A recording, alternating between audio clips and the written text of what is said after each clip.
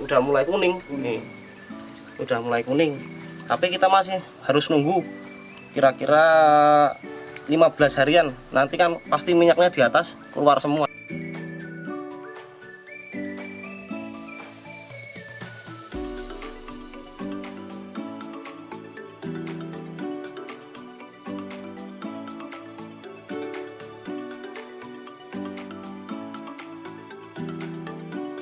Kita mau bikin fermentasi air ketapang buat ikan cupang. Jadi nanti yang kita pakai airnya bukan daunnya. Kita langsung cari di alam aja ya. Ini kan kebetulan di samping kandang di farm saya itu ada pohon ketapang gede. Tiap hari juga ini kan baru musim kayak gini, ketapang pasti pada menggugur, jadinya enak. Kita tinggal ngambilin di samping rumah, mau ambil berapapun kita bisa. Ini contohnya yang kita ambil kayak gini nih. Yang udah kering kayak gini nih, dia udah dipegang tuh udah hancur gini.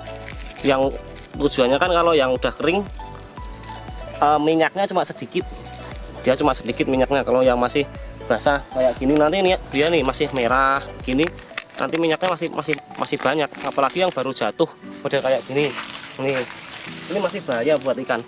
Ini masih bahaya. Kalau kayak gini nanti pasti keluar minyak, nggak bakalan keluar warna merah di air gitu. Kalau saya terus terang belum pernah coba yang ketapang. Kan ada yang paling bagus itu katanya ketapang laut. Kalau ketapang laut itu katanya cepat merah, buat ikan juga bagus. Tapi kan karena saya di samping rumah pun ada, dan saya belajar dari orang-orang, yang penting itu dikasih air ketapang ataupun dikasih daun ketapang. Nggak perlu harus dari yang di pinggir pantai ataupun mana. Kalau piara cupang memang harus, ini syarat wajibnya harus pakai ketapang.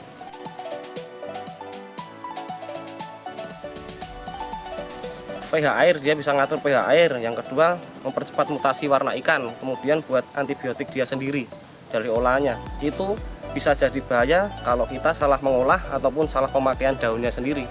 Jadi penggunaannya itu ada ketentuannya, nggak asal-asalan tinggal masukin daun ketapang yang baru jatuh dimasukin pasti mati. Ikan pasti kurang sehat, sakit. Jadi nanti setelah kita ngambil dari kebun tadi kan udah dapat 1 ember, terus nanti kita cuci pakai air bersih sebanyak 3 kali. Kita cuma ambil langsung air dari ember dari sumur sini. Kita ambil air dulu.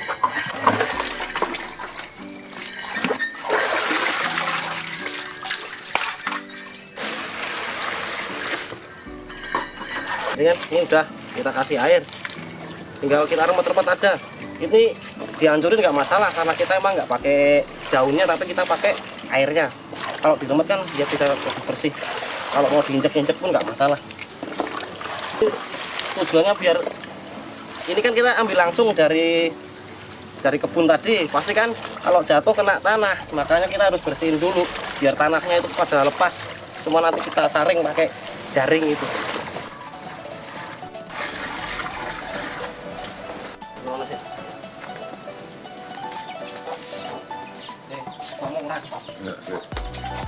Ini tadi sudah selesai kita cuci, kita bersihin, cuci 3 kali, udah bersih. Ini dia hancur teratas, tapi kan apa namanya, kayak jadi kayak gini lah modelnya nih ya, udah hancur. Terus ini kita langsung kasih air.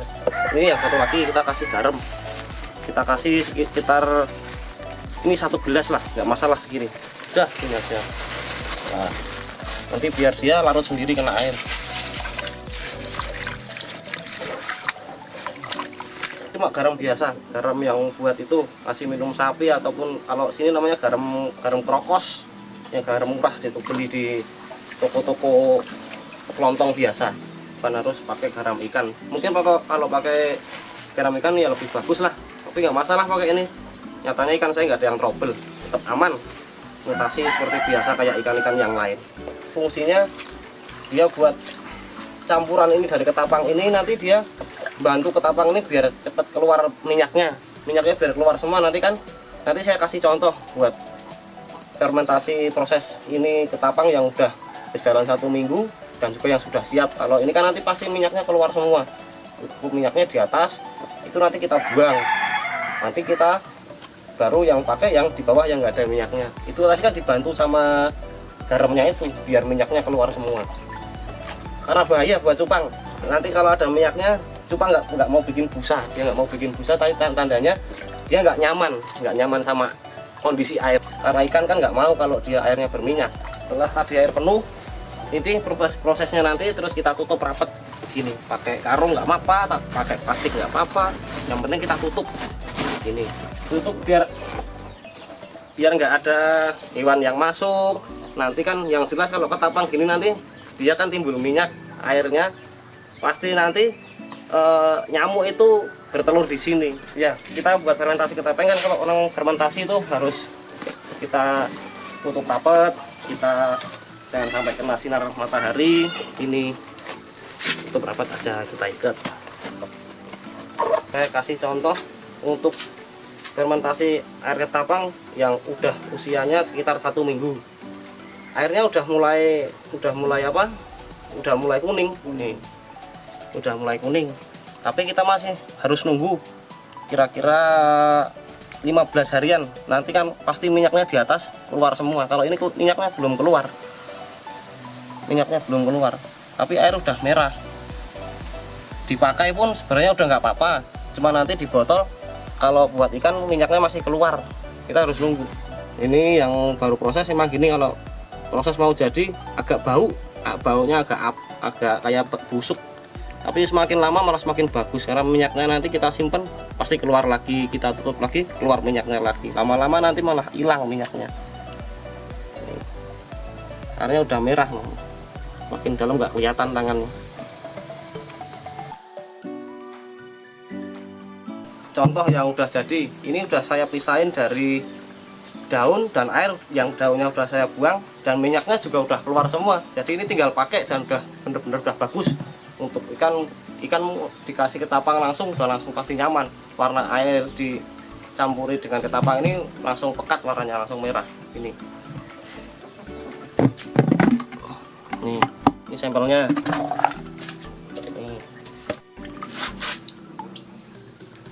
Warnanya pekat, tapi ini kan nggak langsung kita kasih ikan. Kalau kita kasih ikan langsung kebanyakan malah ikannya mati, ada takarannya nanti. Yang lazim kalau pelihara cupang itu pakai botol aqua 1,5 liter itu, tapi cuma kita kasih setengah botol airnya.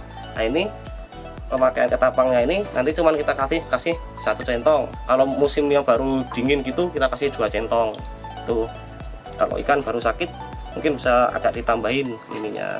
Jadi ini udah kita siapin buat kita kasih contoh pemakaian air ketapangnya. 1 botol ini kita kasih 2 centong aja segini. Ini 2 centong.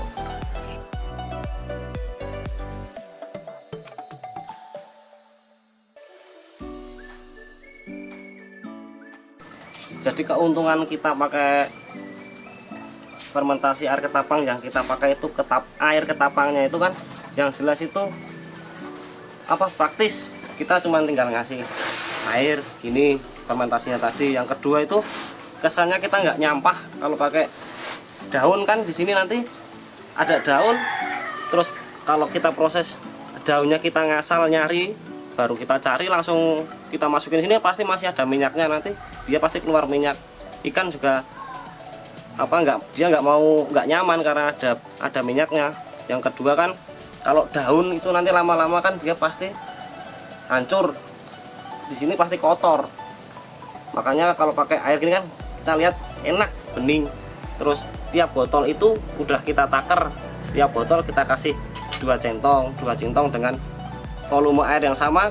Kita lihat kan enak, semua sampai sana kita ganti air warnanya sama semua. Kalau pakai daun kan tiap-tiap daun beda dia, ada yang dimasukin daun yang sini bisa pekat, yang sini nggak pekat. Kita ngelihatnya kan nanti wah kurang asik. Ini kan asik, kita lihat semua airnya sama. Apalagi itu kalau habis ganti air semua, kita kasih ketapang semua, ikannya kelihatan semua, kita bareng, warna airnya juga sama, jadinya enak dilihat. Ini contoh yang udah bisa kita kasih ketapang tadi, tapi ini kan kita tadi cuma sekedar pakai botol. Kalau ini kan yang udah dari kemarin. Ini indikator nyamannya ikan itu ada kalau ikan cupang di busa ini. Kalau yang laki-laki ataupun male itu dia pasti bikin busa. Ini dia tandanya itu nyaman.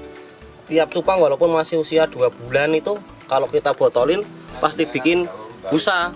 Kadang kan kalau yang belum tahu, wah cupangnya udah bikin busa, tandanya udah siap buat dipijah. Sebenarnya kan kalau buat pijah itu kita harus nunggu waktu sampai usia paling enggak 5 bulan ataupun lebih. Dia nanti kalau indukan udah mateng, anakannya pun juga lebih kuat. Kalau masih kurang dari 4 bulan nanti anakannya nggak kurang bagus, dia lemes, gampang mati. Makanya kalau jangan sampai salah persepsi, sebenarnya kalau busa ini indikator dia tuh nyaman sama airnya. Ini dia bikin busa nih.